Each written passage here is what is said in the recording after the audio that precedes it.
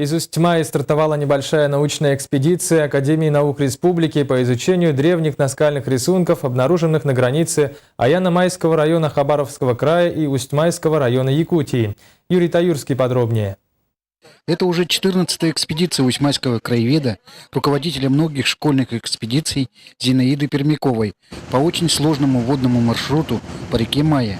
Именно она убедила Академию наук Республики организовать эту экспедицию по изучению обнаруженных доисторических рисунков в местности Цепанда Хабаровского края по реке Майя. То, что вот они откликнулись вот на наш призыв, как говорится, я вот среди ученых все время говорила, вот Левина я говорила, они очень-очень заинтересовались этим. Дело в том, что вот такого я вот в книге ни Окладникова, ни Мазины нигде не видела. Гуманитарный институт, конечно, этим очень заинтересовался.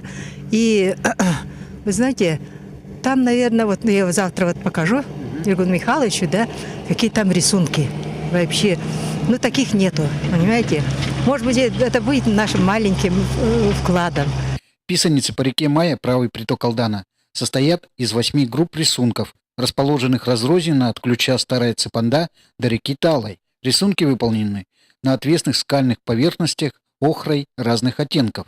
Датируются эпохой бронзы, ранним железным веком второго-первого тысячелетия до нашей эры. В данное время там научной литературы нет обозначения рунических надписей по реке Лена. Да? Если вот обнаружится, это, конечно, будет новостью в изучении истории Якутии. Около 400 километров по одной из сложных, горных, красивейших рек Якутии Майи предстоит преодолеть участникам экспедиции до места обнаружения рунических рисунков. Дорога нормальная, вода позволяет ехать. А вот сейчас, вот данное время, вот в сентябре месяце холодно. Только холодно, И вот сейчас сырость будет. И вот какие проблемы, вот как ты думаешь? Проблемы? Возможно. Возможно, дождь только помешает. Надеюсь на своих путеводителей, на мотористов, на местных жителей. Вот основная надежда. Но люди опытные, наверное, не подведут.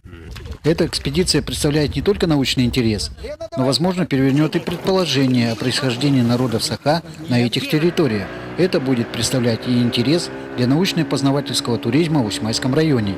Юрий Владимир Таюрский, НВК Саха, Усть-Майский улус.